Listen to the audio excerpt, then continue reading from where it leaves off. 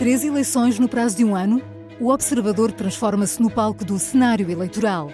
Não estamos aqui para agradar e nem sequer tentamos. Escrevemos para informar. Garanta o acesso a todos os conteúdos e acompanhe ao minuto. 3 eleições, uma assinatura, toda a informação. Assina em observador.pt, agora com 49 € de desconto. As pessoas falam assim, não ligo para a política. Você não precisa ligar para a política liga para você. Exatamente, né? exatamente. E hoje em dia, por exemplo, eu tenho muitos amigos no Brasil que alguns viraram bolsonaristas. É uma coisa difícil você explicar, mas a cognição de mundo deles mudou. Às vezes é até difícil de a gente conseguir falar sobre futebol. Porque o mundo que ele vive é outro, né? Isso é consequência da comunicação política mal feita, mal pensada e mal executada.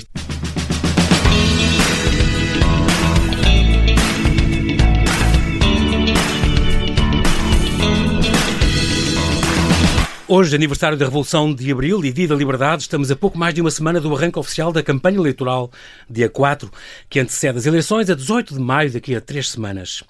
Como combater o descrédito de tantos portugueses nos partidos e nos seus dirigentes? Como e o que comunicam os nossos políticos? Como é que analisam a atualidade nacional e internacional? Como nos vendem os seus programas e as suas soluções? Como fazer frente à mentira, aos populismos, às fake news? Se calhar precisamos de toda uma nova comunicação. O método, uma ferramenta inovadora que combina storytelling político e análise baseada em dados, que pretende combater o populismo e auxiliar candidatos e líderes políticos a construírem narrativas eficazes e coerentes, pode ser de facto uma solução. Na sua gênese, os meus convidados de hoje, 2 nomes de peso na comunicação: Edson Ataíde, publicitário, CEO da agência FCB; Rodrigo Viana de Freitas, consultor de comunicação, CEO da Central de Informação, atual presidente da International Public Relations Network. Olá Edson e olá Rodrigo, bem-ajam-me ter aceitado este meu convite. Bem-vindos à Rádio Observador. Obrigado. É um grande prazer estar aqui a falar com os dois. Eu antes gosto sempre de vos apresentar. O Edson, tu como publicitário, um dos mais premiados, já tiveste entre nomeações e prémios, mais de 1000 a trabalhar cá, décadas de experiência em storytelling aplicada à comunicação política e comercial. Tu és um carioca, Edson, mas como tu gostas de dizer, és um carioca atípico, porque tu não danças samba, não jogas futebol e nos barbecue... Nos barbecues gosta de salada. Eu sou mais um lisboeta com um sotaque estranho. E porquê portuense? Uma vez disseste, eu sinto-me um bocado um portuense a viver em Lisboa.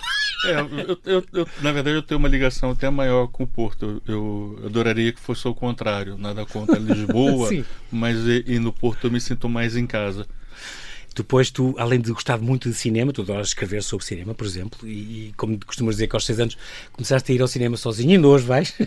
Eu também, gosto muito. Sempre foste um grande leitor, e há aqui um livro que eu não conhecia, mas que gostei muito de ficar a saber e tomei nota para um dia ler. Este do Encontro Marcado. Um livro do Fernando Sabino, que tu leste muito novo, como tu dizes, li desavisado, ninguém me disse para não ler, e eu até li se calhar muito cedo, mas foi um livro que mudou a tua percepção do mundo. Porquê? Era muito novinho, né, com acho que 8 anos, 9 anos, e descobri que uma coisa com esse livro, né, que a vida mudava conforme você mudava de idade. Pois, porque esse livro tem uma parte que eles são pequeninos e depois volta 20 anos depois, não é? Eu estava lendo o livro assim, como, que personagens engraçados, né? Um pouquinho mais adulto do que eu estava acostumado, né? Os livros. E no meio do livro, de repente, já aparece um senhor com uma crise de meia-idade, de 30 e poucos anos. E quem é essa gente? Eu não sabia que esse pessoal existia. Exato. Eu demorei, mas fui até o final e fiquei muito marcado com esse livro. Engraçado. Tinha lá uma frase que tu mencionas às vezes, que diz assim: ele faria da queda um passo de dança, do medo uma escada, do sono uma ponte, da procura um encontro. Bonito este epígrafe. Incrível. E este teu fascínio pela publicidade, Edson, vem de onde? Porque tu começaste há mais de 40 anos, tinhas 17 anos, começaste a trabalhar em publicidade. De onde é que vem este gosto, eu quero fazer isto? Isso começou com a vontade de contar histórias, na verdade, né? Eu até pensei em fazer cinema, só que eu tive que decidir a faculdade muito cedinho, devido a questão de eu ter entrado muito cedo na escola, enfim. E com 14 para 15 anos eu tive que decidir que universidade que eu faria. Olhei ali e falei, olha, cinema no Brasil, pobre, eu não vou ter a menor possibilidade. Jornalismo, fiquei interessado, mas assim, pobre eu já sou, para ficar ainda mais pobre. Aí apareceu a publicidade, assim, tipo, olha, esse aí parece que estão bem remunerados, pelo menos. E aí eu segui. Muito bem, em 1º de dezembro de 1990, tinhas tu 24 anos, aterraste aqui em Portugal e vieste para cá. Na altura tu disseste foi um bocadinho porque tinha sido eleito no Brasil o Collor de Mello, e se fosse hoje, Edson, com Bolsonaro e assim, ainda vinha mais rápido ou não? Acho que com Bolsonaro eu vinha até antes das eleições. Porque, olha a danada da política, né? As pessoas falam assim, não ligo para a política. Você não precisa ligar para a política liga para você. Exatamente, né? Exatamente. E hoje em dia, por exemplo, eu tenho muitos amigos no Brasil que alguns viraram bolsonaristas. É uma coisa difícil você explicar, mas a cognição de mundo deles mudou. Às vezes é até difícil de a gente conseguir falar sobre futebol, porque o mundo que ele vive é outro, né? Isso é consequência da comunicação política mal feita, mal pensada e mal executada. Isto parece um bocadinho um encontro marcado, não é? Os teus amigos eram há uns anos era uma coisa, agora de repente quem são estes senhores que apoiam outra coisa diferente, que lutaram toda a vida, não é? É incrível. É difícil. Muito bem. Agora vou falar um bocadinho também com o Rodrigo Viana de Freitas, já volto a ti. Ele sim é portuense, embora tenhas nascido em Moçambique, é engraçado, não é? Sim, nasci em Moçambique, sim. Atual em Namibe, no sul de Angola, que o teu pai estava lá colocado. Sim. Mas vieste tão novinho, não tens memórias nenhumas? Não tenho memórias nenhumas. As memórias que tenho de Angola é depois de ter regressado anos depois, já com a agência, durante 2 anos, em Luanda. Mas, há 10 anos, 11, sim, para fundar lá uma sucursal, mas por disseste, isto não vai funcionar aqui. E não vai funcionar pelas mesmas razões que nos traz aqui hoje. É porque quando depois somos inseridos em processos em que o modelo político, o modelo de corrupção vão contra os nossos valores, não vale a pena. Falta a base, não é? Falta o mínimo. Falta tudo aquilo em que nós acreditamos e voltamos e desistimos da operação, e foram 2 anos de aprendizagem muito interessantes. Tu entretanto, foste mesmo para o jornalismo, que tiraste enquanto eras trabalhador estudante, numa discoteca no Porto. Como é que se consegue? Não, consegue-se porque... Com horários de dia, horários de noite? Tinha um horário escolar muito concentrado de manhã e, portanto, invertia a ordem da minha vida e trabalhava à noite para conseguir estudar de manhã e fiz assim o curso. E fiz o curso a trabalhar todo a trabalhar sempre à noite numa discoteca no Porto. E depois, entretanto, fundaste, já faz agora 21 anos, a Central de Informação. Sim. Cuja sede é no Porto. Tem este barómetro de jornalistas que vocês também aproveitam e fazem muito bem. Entretanto, há 2-3 anos tornaste presidente da International Public Relations Network. Foste eleito por unanimidade em Cartagena, importante, que isto já tinha sido fundado há 30 anos. É engraçado porque tu, ainda há muito pouco tempo, e estava a pensar nas vossas viagens, foste jurado num concurso de publicidade em Kiev. Ainda este ano continuou? Não, sou presidente do júri de um festival de publicidade em Kiev este ano, sim. Que continuou e efetuou-se lá e tudo como se nada fosse? Com a guerra a decorrer? Sim, continua. Nós temos a nossa rede na IPRN, temos também um membro na Ucrânia e a agência continua a trabalhar a partir de Kiev, como se nada fosse. Cada manhã vêm os estragos e a vida continua, não é? Pronto. E o festival continua assim, e este ano convidaram para presidente do júri em Kiev. Lá foste tu. A tua loucura pelo desporto, o ciclismo, a BTT, tu continuas a fazer isto todos os anos? Continuo. Do Porto a Fátima, na bicicleta, ou os caminhos de Santiago? Caminhos de Santiago, sim, coisas... Todos os anos? Assim, todos os anos, provas de 1000 km, sim, para tentar me isolar e conseguir algum afastamento que acho que numa vida tão intensa como nós temos todos, jornalistas... É um bom escape. É um escape essencial de desligar o telefone e de estar uma semana no monte, em autonomia, para conseguirmos projetar o resto do ano. É essencial para conseguirmos este equilíbrio. Este ano vamos conseguir fazer o Amsterdão-Paris, ou não? Amsterdão-Paris é um teu sonho, o desafio deste ano? Sim, uma coisa gira, sim. Aconteceu também, agora estava a pensar na Tailândia, por exemplo, quando estiveste lá destes desafios o Jeep Cherokee Challenge, depois de ter ganho aqui, cá em Portugal, em Óbidos, esta prova, em 1999, já há alguns anos. Depois foram convidados para fazer a prova europeia na altura era jornalista, sim.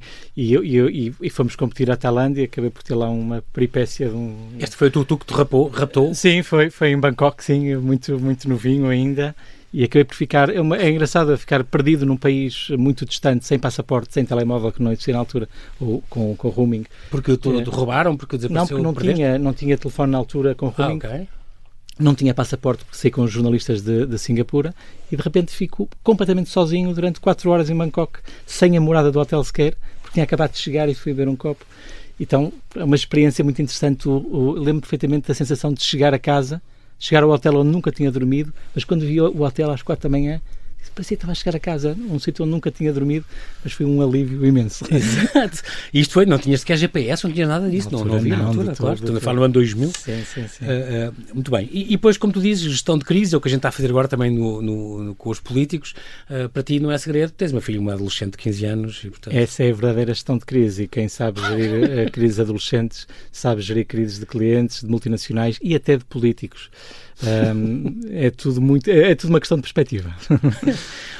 Tu, Edson, esta questão do marketing político e jornalismo político é uma coisa que sempre te atraiu muito. Tu fizeste aquelas campanhas do António Guterres, por exemplo, e depois do Ferro Rodrigues, e depois do António Costa, já em 2015.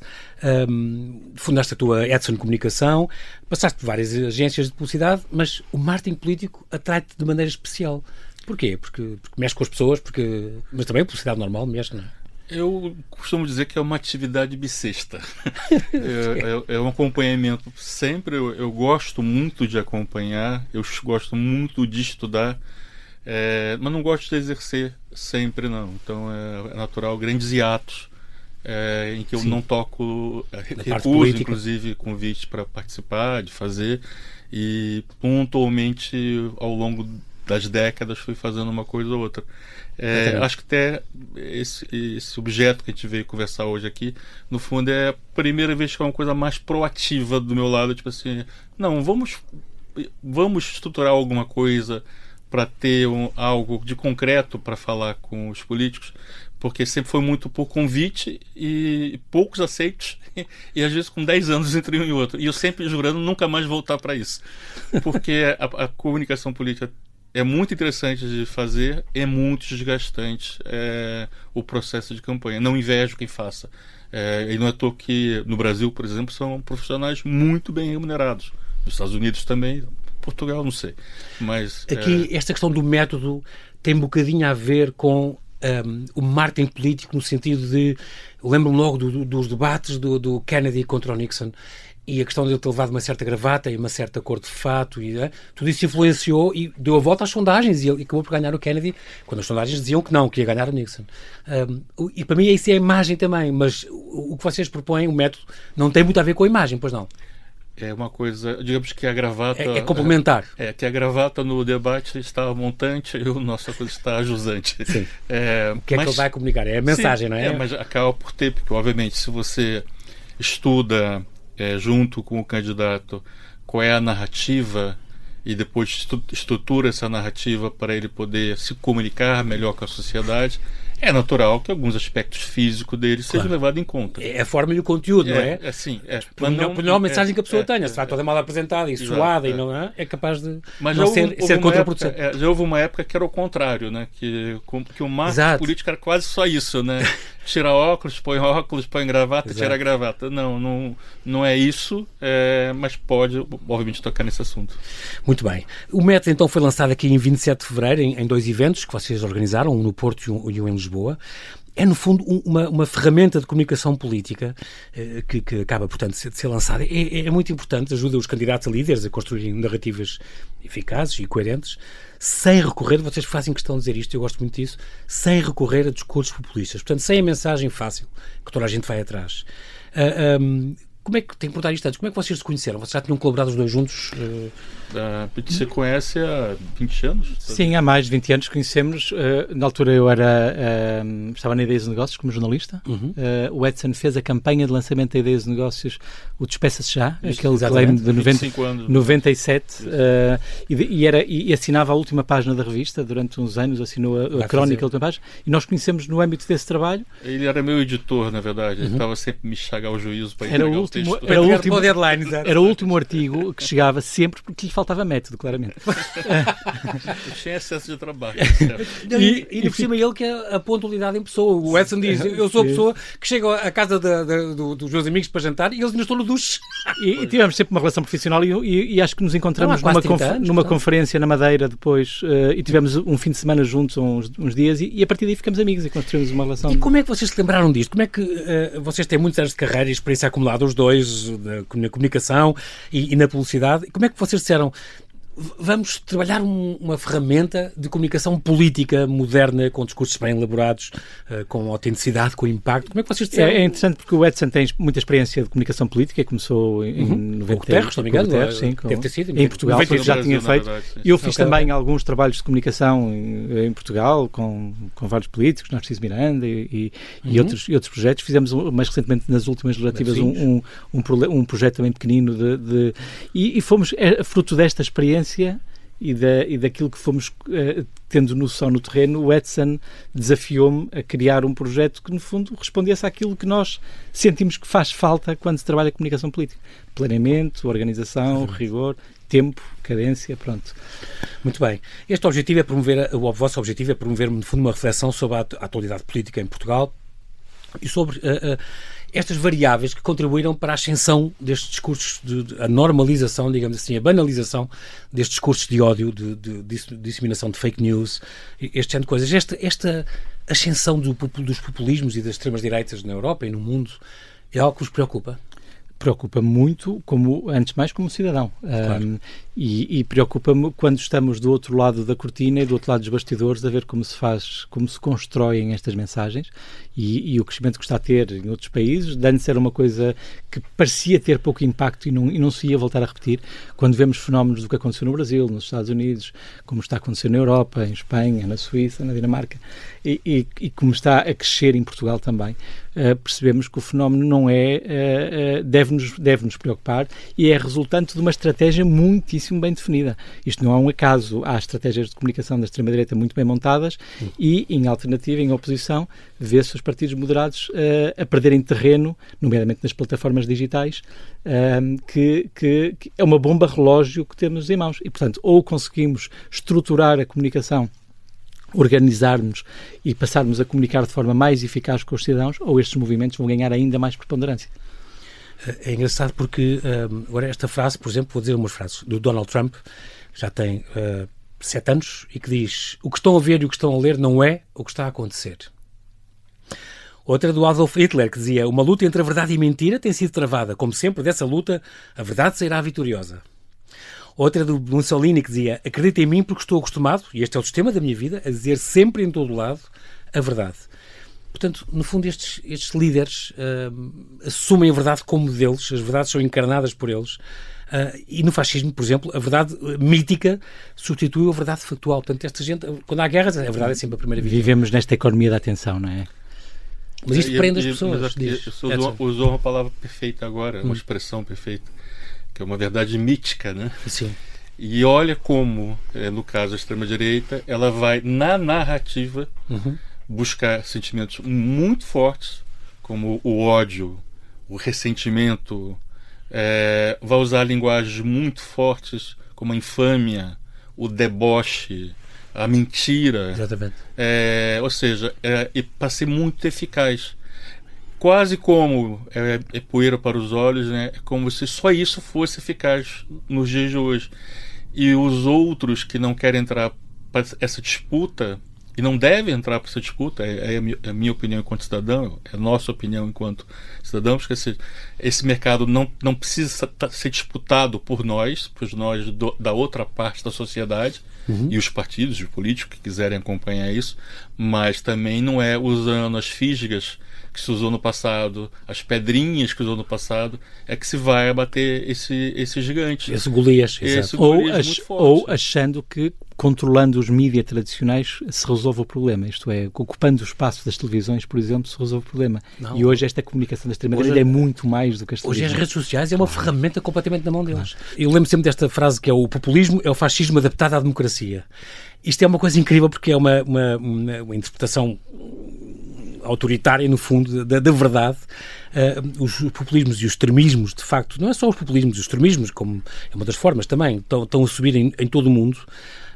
Mas de facto, como dizia o outro, os populistas, agora estou a pensar, por exemplo, na mensagem do Chega em geral, são problemas reais, mas com soluções que não propõem soluções que não são reais e que nós somos facilmente manipulados porque estas mensagens são fáceis de entrar, é o que o povo quer ouvir. Porque, de facto, estão todos a roubar os nossos empregos e todo o crime vem dos imigrantes.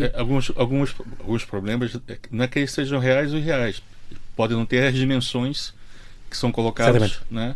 E a sociedade vai sendo arrastada por discussões, às vezes estéreis, sobre não problemas ou não grandes problemas, mas que são problemas pontuais, locais, etc. Sim. Em vez de se focarem nas coisas que realmente transformam-se em problemas enormes, que não dão espaço depois para que se discuta mais nada, e aí está a chave da coisa. Eles não querem que se discuta mais nada. Eles querem que se discuta o escândalo de hoje. O escândalo de hoje será provocado por eles mesmos. O Trump é o grande mestre, é o craque do momento, mas o Bolsonaro não fica nada atrás. O Bolsonaro passou esse fim de semana, foi notícia aqui em Portugal também, foi internado para ser operado. Ele é impressionante, ele tem um problema de saúde, realmente tem, mas a cada vez que ele tem um problema político, ele é internado. As pessoas desviarem a atenção. Por isso é que se chama esta técnica flooding the zone, inundar a zona, inundar a comunicação, inundar a atenção de quem ouve. E há aqui uma componente tecnológica também, que é o algoritmo. E o algoritmo depois consegue manipular de forma a que determinadas pessoas tenham acesso a determinada informação, e muitas vezes o discurso é contraditório para os públicos que estão a falar. O algoritmo está preparado justamente para disseminar algo que seja constrangedor. Então, por exemplo, voltando ao exemplo do Bolsonaro, não é só que ele ser internado, ele é internado e tira uma fotografia com uma sonda enfiada no nariz. Uma foto de gosto mínimo duvidoso, mas é a 10ª vez que ele faz isso. Isso provoca o que nas pessoas?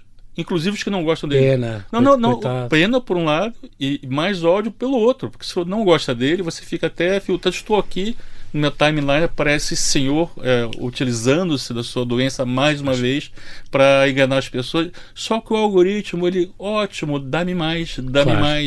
Quer sangue, claro. Distribui. Uma coisa que vocês costumam dizer, a campanha do Trump, cá está, inunda o espaço mediático. Há coisas novas todos os dias, muitas vezes mais do que uma vez por dia, que impossibilitam a reação da oposição. Ocupam o espaço com coisas disparatadas, com tudo aquilo que vimos, desde a Palestina aos imigrantes que comem cães. Isto é um exemplo típico de coisas que não interessam nada. E se a resposta for desmontar cada uma destas situações, alimentamos ainda mais o volume de informação negativa. E eles usam mais uma coisa, aí voltamos outra vez à narrativa, e nesse caso uma referência literária, né? George Orwell, 1984. A extrema-direita tem uma coisa linda entre aspas, né? Com muitas aspas, que é o duplo pensar. Você pode dizer uma coisa e o contrário dessa coisa. Você pode dizer, como no caso do Bolsonaro, a vacina é uma coisa horrível e fui eu que comprei a vacina e dei para o povo. Na mesma frase. Isso soará, assim agrada a toda a gente. Soará coerente para quem quiser ouvi-lo. E, obviamente, incoerente para quem não quer. Mas ele não está preocupado com quem não quer. Ele quer aumentar o número de pessoas que consegue viver nessa nova cognição de planeta, como o Trump. Os imigrantes estão comendo cachorros. Eu vi na televisão E isso é justificativa que ele dá, mas senhor, mas não é verdade. Se não é verdade, se a televisão está mentindo, ele já mudou de assunto. Exato. Já não vai aprofundar por aí. Mas as pessoas ficaram com aquela ideia, é incrível, vão atrás disso. Claro, vão atrás disso e condicionam toda a discussão. Sim. E os partidos moderados não se conseguem soltar destes partidos. É que não têm tempo sequer, Rodrigo. Não têm tempo. É uma atrás da outra. Claro. E eles, quando se querem organizar para responder a uma coisa... E o espaço de controle tradicional dos mídias tradicionais das televisões acabam por ficar inundados de situações como estas. Mas nesse caso, não temos que culpar só... Vamos distribuir culpas, né? Já que está na nossa fase. Os mídias também têm uma grande responsabilidade. Houve um pequeno momento ali... após a eleição do Biden, em que os mídias americanos, os de massa, né, começaram a interromper as mentiras do Trump. E interromper mesmo. Não, vamos interromper agora a transmissão porque ele está mentindo. Recusavam-se, exatamente. Isso durou semanas. Alguns canais fizeram isso. Durou semanas. Poderia ser uma maneira de fazer. Durou muito pouco também uma ideia que algumas televisões pelo mundo teve de colocar agência de checagem para, durante os debates, estarem assinalando o que estava certo. Os polígrafos. Parece que de repente não interessava tanto fazer isso. Ou seja, então há aqui uma coisa que os próprios meios tradicionais, normal, precisam de dinheiro, precisam de publicidade, precisam o quê? De cliques. Precisa de quê? De algoritmo, precisa de ódio, precisa de sangue correndo também. E aí estamos todos enrolados na mesma questão. Estamos a falar da tremenda força também das redes sociais. Entre a juventude, por exemplo, estou a pensar na Rita Matias, como no Chega, tem uma força enorme no Instagram, no TikTok. A penetração destas redes, por exemplo, corresponde a mais de 90% do que os partidos do centro, no caso do Chega, mais de 90%. Só no TikTok tem 99% mais de seguidores do que, por exemplo, o PSD e o PS. Havia um artigo na Visão sobre isso, chamado TikTok e os jovens, a máquina de fazer extremistas. Eu sei que é uma coisa que tu não tens, pois não, Edson, tu não tens TikTok. Ou já arranjaste, porque o trabalho obriga-te. Eu lembro de ter lido uma entrevista tu dizer, não, tenho algumas das redes, mas TikTok por acaso também não tenho, nem Facebook, mas pronto. Veja bem, assim, a única rede que eu excluí foi o X, porque eu não quero alimentar um fascista. Sim. Ou seja, uma coisa é fazer isso. Eu estou no Facebook ainda, eu não acho o Mark Zuckerberg também um grande baluarte da democracia mundial. Mas vou ter um mínimo de dignidade, por enquanto ainda. Né? Sim. O Elon Musk tem isso. Mas, assim, por trabalho eu tenho que conhecer. Não estou obrigado a fazer. Até porque, se calhar, não é a plataforma que eu tenha alguma coisa. Isso é outra coisa que liga também com a política. Estar no TikTok não quer dizer necessariamente fazer dancinhas no TikTok. Que são coisas bem diferentes e é difícil às vezes para explicar. Alguns dos intelectuais brasileiros mais famosos hoje em dia tem a sua presença no TikTok. E mesmo os mesmos filósofos e historiadores... Mas para dar opiniões e assim, comentar coisas? Consegue adaptar. Não é necessariamente a dança da avózinha? Não, ele adapta o formato para conseguir passar uma pílula de conhecimento. Uma pérola, exatamente. E que daquele formato está muito bem e depois, se as pessoas quiserem mais, vão se aprofundar em outras plataformas. Sim. É uma maneira de fazer. Nada é impossível. Sim. Deixa que seja feito. As coisas são boas, têm que ser bem usadas, não é? Com intenção. Mas a solução disto, e ter, por exemplo, Chega a ter tanta penetração no TikTok e tanta juventude agarrada ao TikTok, a solução não é os outros partidos encherem o resto do espaço com TikToks. As soluções são várias. Pensar enquanto partido, né? Tem uma coisa que aparentemente os parentes de ninguém ia cair a lama, né? Os grandes partidos do sistema, né? Olhassem para os seus militantes e escolhessem ali, olha, você jovem e você jovem, queremos que vocês sejam promovidos. Queremos que vocês se tornem influencers, o partido vai ajudar com que vocês furem a fila, né? E entrem aqui e tenham uma plataforma, porque vocês são os melhores, os mais inteligentes, são os mais comunicativos. Dava trabalho de fazer isso? É mudar um pouco a mentalidade, né? Porque antigamente você podia passar 20 anos numa JS, JSD e com 40 anos era promovido a adulto, né? Hoje em dia você está desperdiçando uma manancial enorme de eleitorado que vai acabar se ligando com ideias extremistas de candidatos ou políticos mais jovens, porque eles olham e se identificam. Quando olhamos, por exemplo, para estes debates das legislativas, os partidos que mais partido tiram dos debates em termos de conteúdo é o Chega e o Bloco de Esquerda. são os partidos que pegam nos debates e conseguem isolar, mesmo que não ganhem debate, e muitas vezes em situações até que lhes são adversas, a história que contam no TikTok ou nas restantes redes sociais, estão a conseguir inverter muitas vezes tendências negativas que tiveram na discussão. E é um bocadinho constrangedor olhar para os partidos moderados, PS, PSD, e verem como é que estão a deixar... liberal. A perder um bocadinho este espaço, não é? Que é muito importante. 43% dos americanos acedem regularmente às notícias pelo Facebook. Portanto, estas redes já é quase metade. E desses que acedem, 90% acha que o que está no Facebook é verdade. É notícia. Sim, exato. É que nem na questão de verdade, é que nem notícia é. Mas nós muitas vezes olhamos para o exemplo americano e para tirar as conclusões todos nós em Portugal somos confrontados às vezes com amigos que partilham notícias em grupos do WhatsApp. Eu questiono-me como é que é possível receber notícias como sendo verdadeiras de pessoas que até às vezes considero as pessoas não conseguem separar e distinguir o que é uma notícia verdadeira, o que é uma fonte fidedigna daquilo que não é. E há aqui uma ausência, uma falta de conhecimento, de literacia mediática que é assustadora. Literacia digital, literacia mediática, é muito importante isso. Eu acho fundamental. E o processo que uma das soluções é essas. Tem-se falado muito de literacia financeira, que é muito importante, e obviamente sim, claro. Mas a literacia mediática é essencial. Como é que isso se faz? Imagina que as pessoas conseguissem aprendessem na escola, com crianças, exatamente. Ou tivesse um curso já agora mais adultos, o que é uma reportagem, o que é um artigo, o que é uma opinião, o que é uma crítica. Saber distinguir isso. É que as pessoas veem aquilo lá e tudo é notícia. Acreditam. E tudo que é notícia do lado deles é verdade. E aí você vai construindo uma parede, tijolo a tijolo, a uma hora você está isolado na sua casa.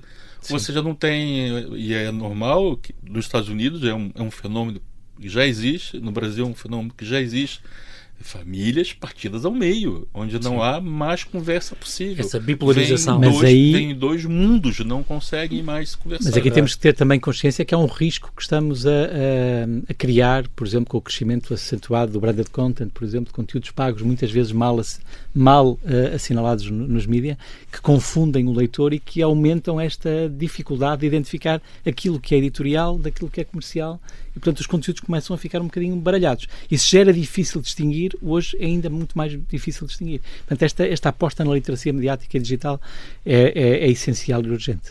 O que é que vocês, com o método, procuram? Procuram clientes? Procuram dirigentes políticos? Ou procuram donos de empresas, CEOs? Não, o que é que pode recorrer a vocês? Ou o que é que pode usar este método? Eu e o Edson trabalhamos há muitos anos a comunicação de marcas empresariais, marcas de consumo, marcas multinacionais, do ponto de vista mais empresarial. O método que vem é, no fundo, buscar a experiência e o rigor das ferramentas de comunicação empresariais e aplicá-las ao ambiente político que muitas vezes não tem este rigor, planeamento, organização. Essas ferramentas. E é feito muitas vezes com pouco planeamento e que gera resultado muitas vezes mau do ponto de vista da mensagem, mau do ponto de vista dos resultados e mau do ponto de vista daquilo que é a percepção pública da política, da comunicação política.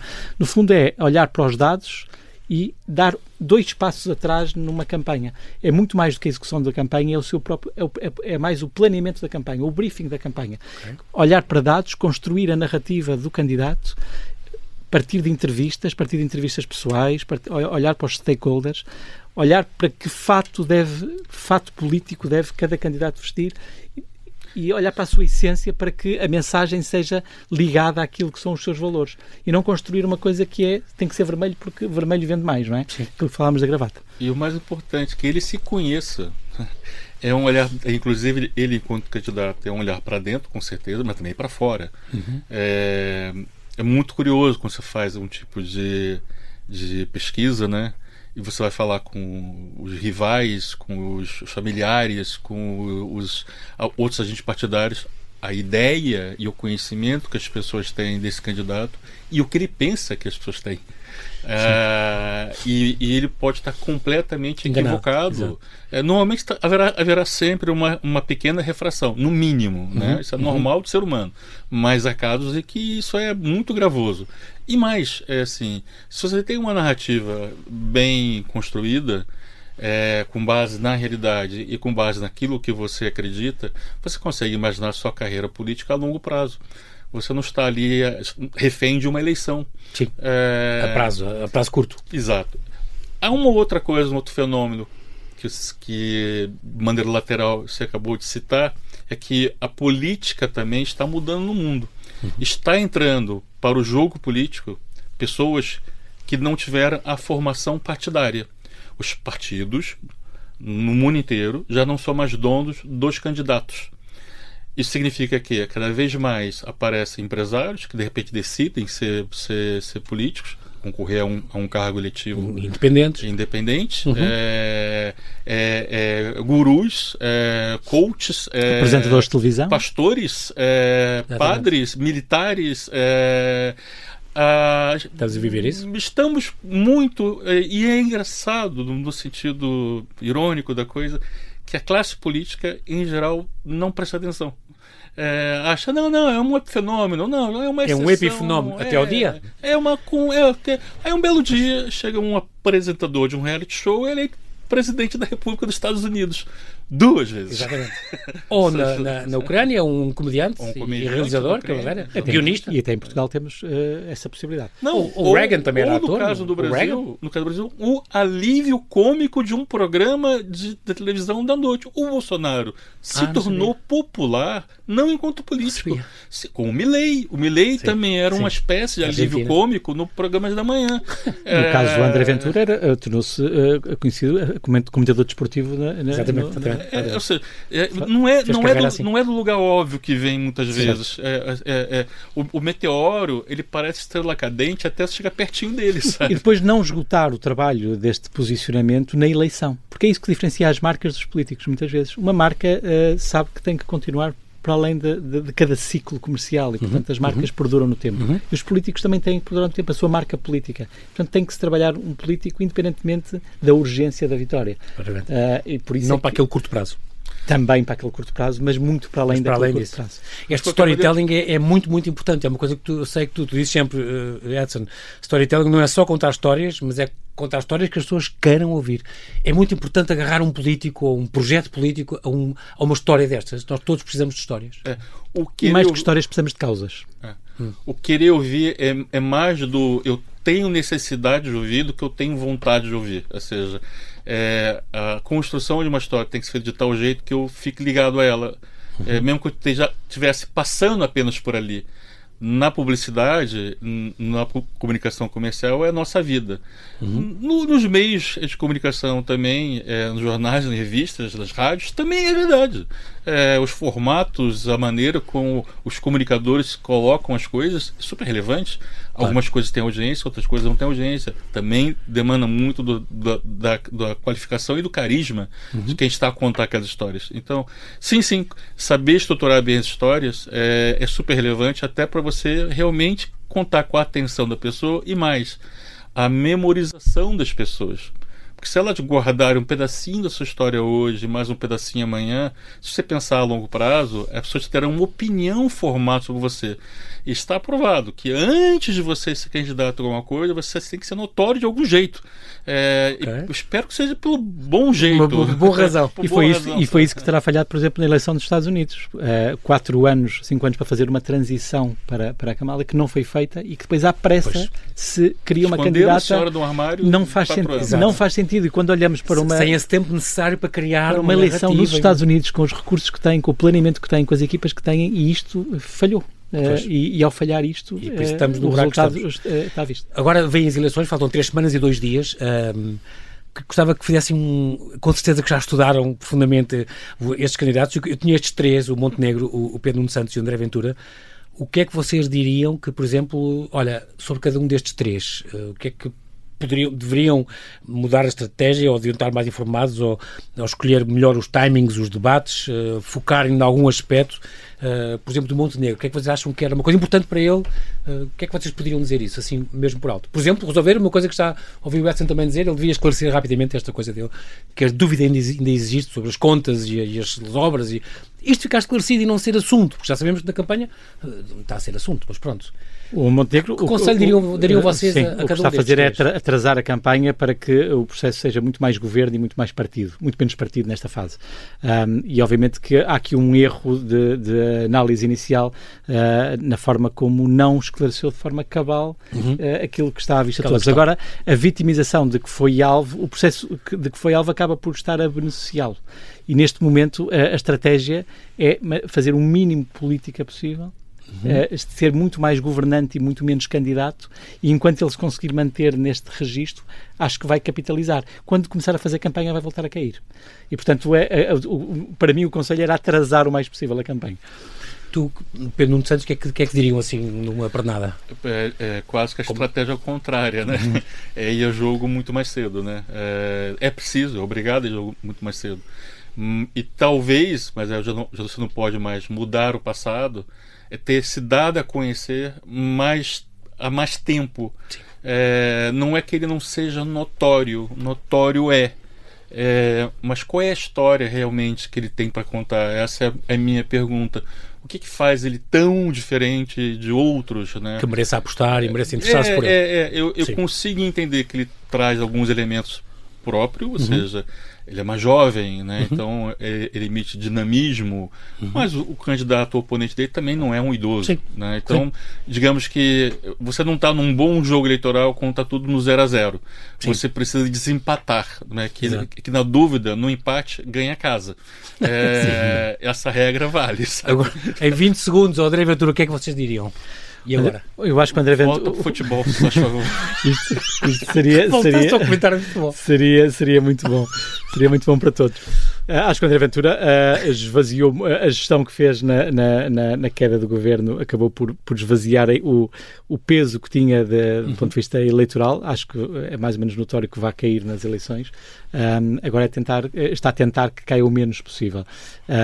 Custa-me dar um conselho ao André Ventura quando o que eu gostaria era que perdesse ainda mais, mas acho que à medida que o tempo vai passando, esvazia-se um bocadinho os casos, e ele é muito bom na gestão política, na gestão de crise. Fica aqui estes conselhos, aqui esta visão, o método, já sabem. Quero agradecer muito a Edson Ataíde e Rodrigo Viana de Freitas. O nosso tempo voou, eu já previ um bocadinho que isto acontecesse e até passámos um bocado, mas quero desejar um bom feriado. Muito obrigado pela vossa disponibilidade em terem vindo aqui à Rádio Observador. E não se esqueça, é que que nos ouve, de votar no dia 18 de maio, já daqui a 3 semanas e 2 dias. Bem-ajam, Edson, Rodrigo, até à próxima. Muito obrigado. Até a próxima, e vivo 25 de abril. Sempre.